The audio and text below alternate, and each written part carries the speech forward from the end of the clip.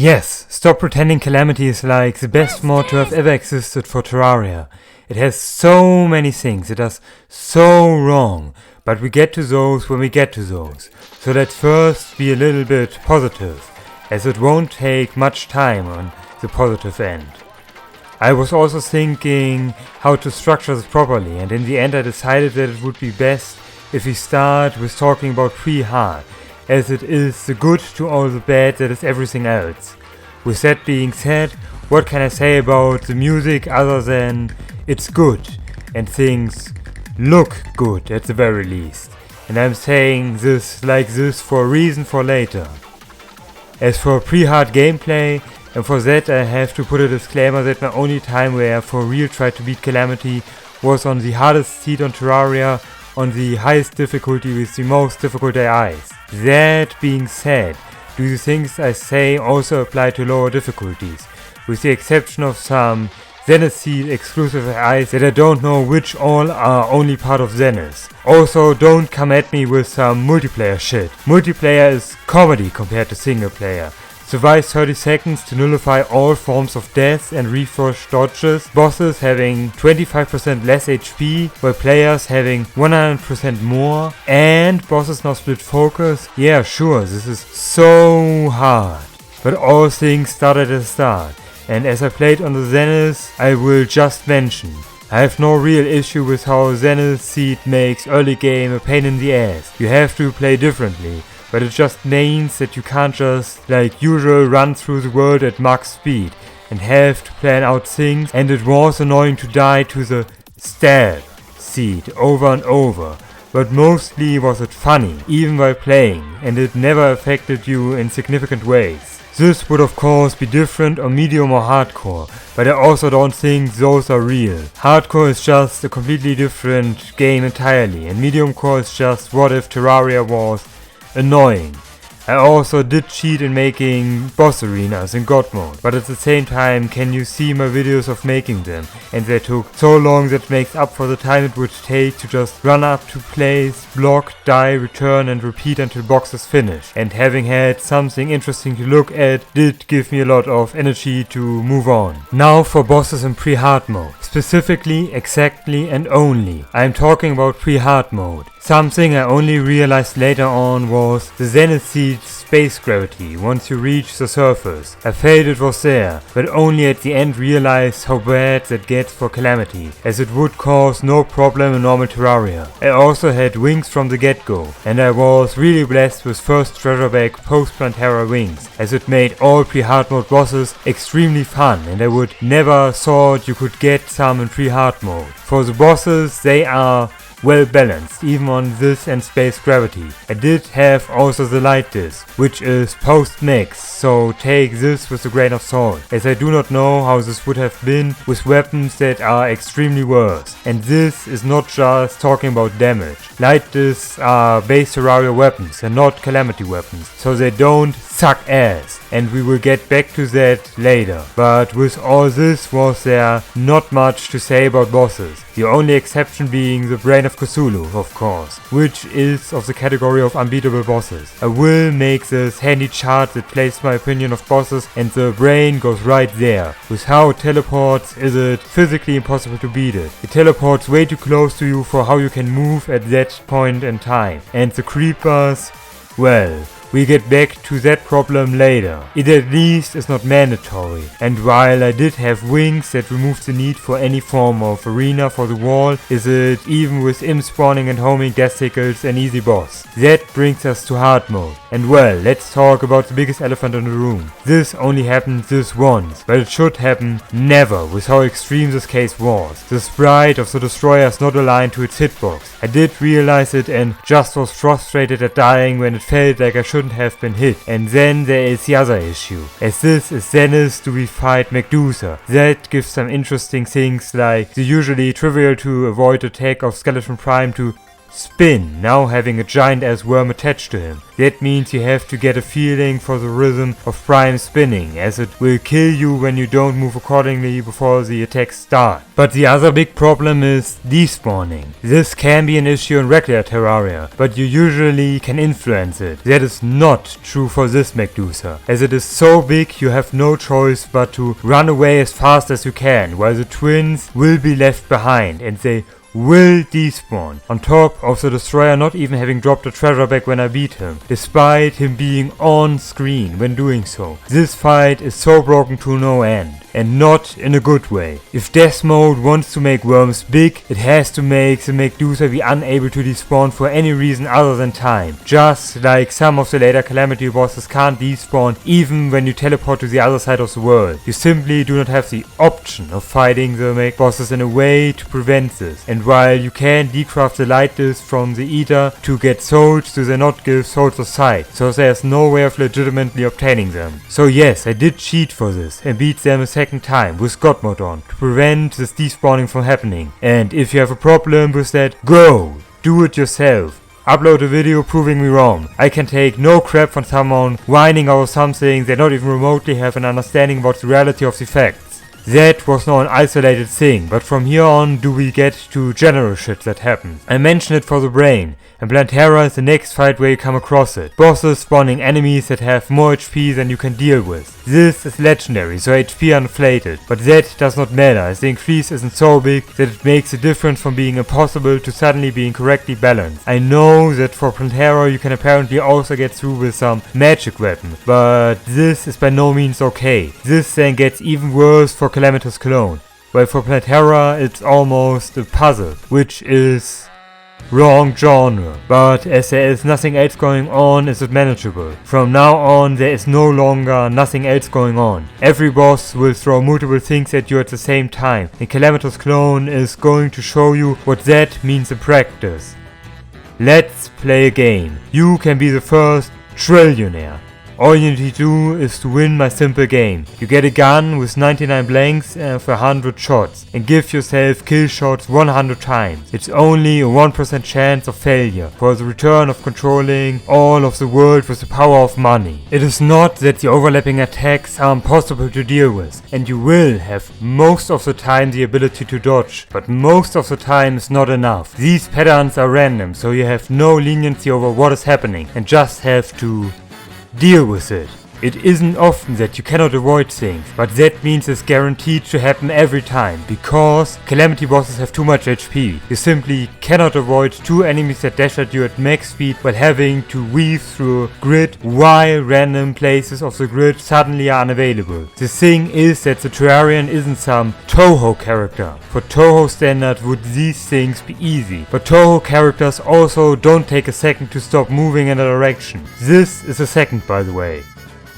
They don't need to accelerate to get going. They also don't swing out like a truck when changing directions. And they also don't randomly stop being able to move in 70% of directions. That the soaring insignia is removed from the one mod that should have that effect as a permanent upgrade is just a perfect show of how poorly the devs understand how this game functions. The twins in the Calamity's clone fight have probably even more than twice what they should have as HP. As the time it takes to beat even one accumulate so much bad luck that it is no longer a matter of if you get hit. With these controls, will you get hit, especially because you will need to dash out of the charging they do, and you can only dash for an exact distance exactly to the right or left, when from the right or left there are shots flung at you. I don't know how good you are at directions, but if there's a car coming from your right and you move to the right, you get hit. But from here on, these things just get worse and worse. The lunatic cultist now spams attacks that are faster than you, heavily homing, and forces you to fight for just an absurd time for a singular attempt. Yes, that is the biggest thing with everything from here on out. Calamity laughs at you for even bothering to play it. It is just insane that singular attempts, successful or not, take 10 minutes of this gameplay. And I want to mention that even if you could stop the summoning of the cultists so that there are less projectiles. If you respond to the HP bar disappearing with shots you already fired, hit the fakes. You would need to respond to something that has not happened to avoid hitting them. In fact, I cheated for this. Kinda.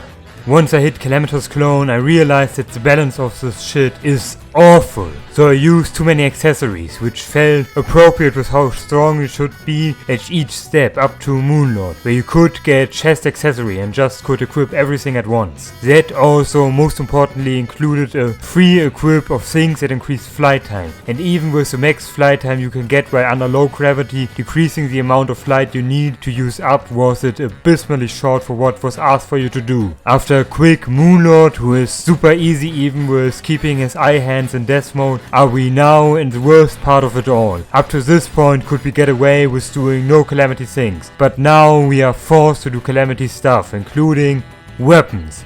And with that being said, would you expect the only choices we have to be appropriate for this?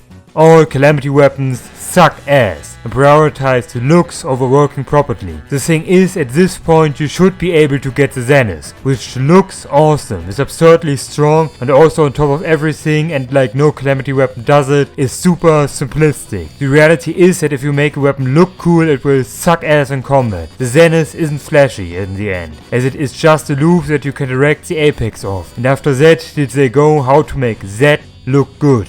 Calamity weapons start as, let's have this awesome giant blades that you can swing around, throw out, and oh yes, it can also parry. First of all, parries do not exist. You need to stop attacking for a second or so that you can do the parry input. And once again, this is a second.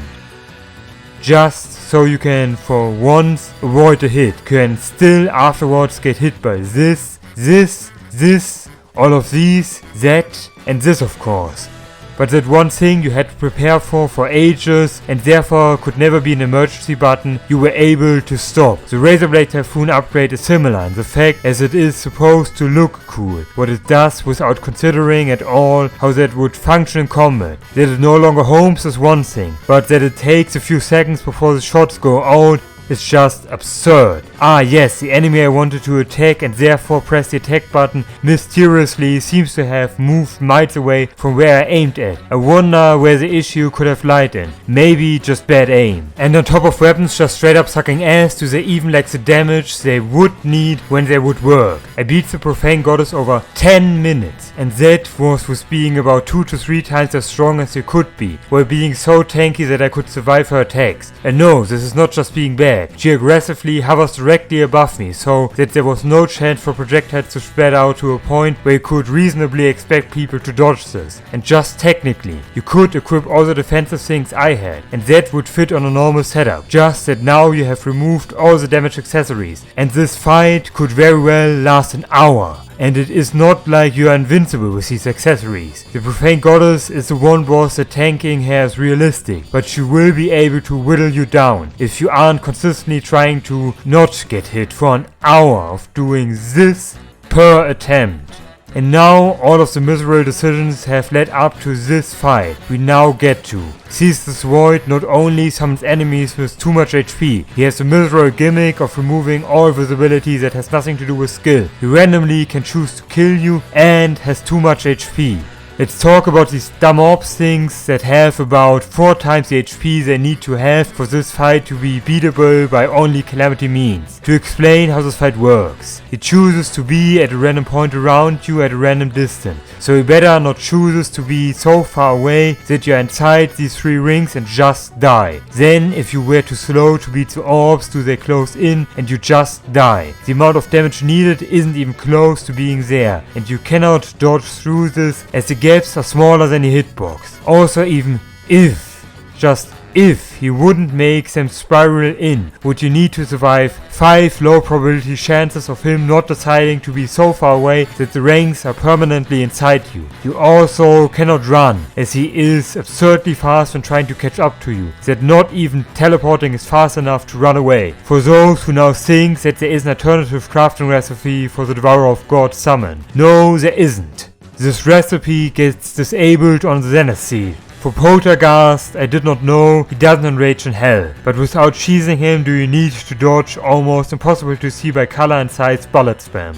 This is something that Calamity loves to do. Make it impossible to see the things you need to avoid, so that it looks cooler. Calamitous is also like that, turning the screen red while firing red projectiles. For Poltergeist, it's that the meant for this fight arena has the same color. You can go in hell and then dodging this becomes easy. But if a boss needs to be cheesed to be realistically beatable, it is awfully designed. But all of this pales in comparison to Yarion. He doesn't do a lot, but if you have a nuclear bomb, why bothering shooting with the gun at people first? He will spawn a sun about 2 blocks over you, that you can only avoid if you are already moving downwards, before it spawns. And yes, technically you know when it happens. That is, if you stay near a boss whose gimmick is to charge at you with a speed that covers the entire screen in less than a second. If you do that, you can see him dash in a white flash to know that the sun comes up. And you better not need to dodge upwards because you were so close that options were limited, as that would mean you'd die. And all of that while he has about 5 to 8 times the HP he should have. So you will need to deal with this for far longer than you can keep up with not getting into a situation where you need to move up when the sun comes. All of that is then ignoring that a fullest boss gets summoned in this, that you have to in addition run away from constantly, as fast as possible at this time. But of course you also need to stay near Yarion to see when the sun comes, and you need to not move up. I will shortly mention that defense does not matter. You survive 3 instead of 2 hits, but take twice as long to win. That means 33% more durability for 100% more boss HP. You can do the math for me if that is worth it. I will now skip over Supreme Cal, as I have nothing to say. This is the one fight that feels perfectly balanced, with the exception of these orbs. That, and repeat after me, are things the boss summons that have too much HP. Calamity weapons suck, and Zenith is bad at hitting small targets, and that is the main problem with these. And we can finally move to the last boss.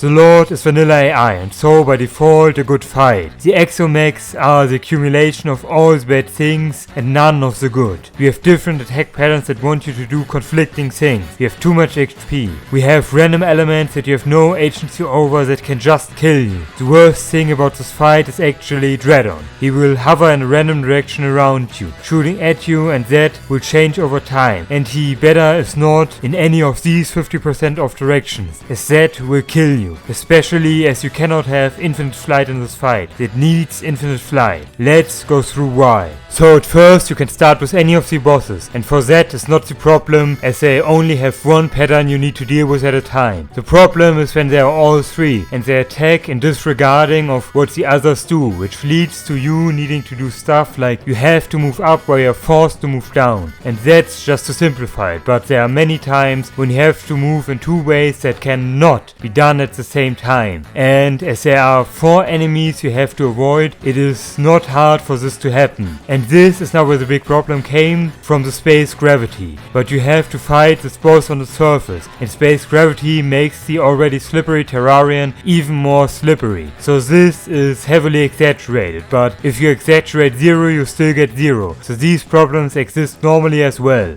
We are now done with all the setup. Here's now the summation. Bosses have far too much HP, to a point where losing or winning, it just wastes your time for even trying. There are attacks that are completely conflicting with what they want you to do. Weapons are just pipe dreams that don't work in practice. Stupid gimmicks that aren't interesting or fun to deal with, whose main goal is to prevent you from doing the most basic things that should never be touched. And also just a general misunderstanding of how Terraria works. And thing is, the idea of Calamity isn't bad, but I also think we should hate on things we like, exactly because we like them. If you always just overlook the bad for the bad will stay there. It needs to be said that it is bad, especially if it is something as easily fixed as HP states being completely out of whack. Calamity is plagued by bad ideas, completely overshining the good ideas. I don't have a problem with something like the Lunatic Cultist fight, despite being practically just unfair bullshit. I have a problem with dealing with unfair bullshit for such an absurd time. There is a limit on how far you can go for everything, and that limit is overshot for every singular boss for the last half of this. Providence attacks shouldn't be the hardest thing to deal with, but as she is glued to your head, do they suddenly become impossible to deal with. We're not even talking about attacks that are quite literally impossible to avoid unless you are lucky. And on top of that, have I not even the biggest problem with there being a random chance of getting hit. If that didn't mean you just wasted 10 minutes of your life just so that the boss can decide you're not allowed to win this time. And that is the biggest problem with Calamity bosses. They can just decide you are not allowed to win, while taking ridiculous amounts of times per attempt. It just feels as if Calamity isn't valuing your time, so why should I value Calamity in return? There are two types of games. At first we have those who are deterministic. That mostly applies to RPGs, but there are always outliers. In RPGs things become more difficult by increasing HP and damage output. But if we call it balance, that means that HP and damage increase actually does not matter. Think of Perish Song in Pokemon. It insta-kills you, and it is random when it is used. But it is not as if that randomness matters. While it is random if it is used, does it not matter if it is used 100 times or just once? If you understand how to counter, will you get out every time, while a person that doesn't know may be able to get out at random once, but they never will be able to win if luck is the only means of getting through 100 Perish Songs. Then there are non-deterministic games. These games include uncontrollable randomness. Terraria is one of those, and these are far more difficult to balance, as bad luck matters. No one can predict how the fight goes, and every attack has unique, albeit to a degree learnable patterns for avoiding. So now the theory of guaranteed bad luck kicks in. You may not expect to get tails on a singular coin flip, but you expect to get both sides at least once in 100 coin flips. And translated to Terraria, does tails represent a chance of get a pattern that overlaps in a nigh impossible to avoid way, and the 100 coin flips represent the time the boss fight takes on average. The longer the fight is, the more you expect uncontrollable things to hurt you. Then there's also fatigue playing in. This doesn't exist for deterministic fights, as you never need to think over what to do. You can quite literally read it off a flowchart. But for non-deterministic ones, you need to at all times not only gather the information given and analyze, but you need to also figure out a never before done response and execute it as well. That means the harder it is to do that, the less can you expect someone to do this perfectly over a long time. But we need to play perfectly, as there's a random chance of getting hit. As Terraria, and therefore as extent Calamity, is a real-time RPG and all about beating bosses, need bosses to be good.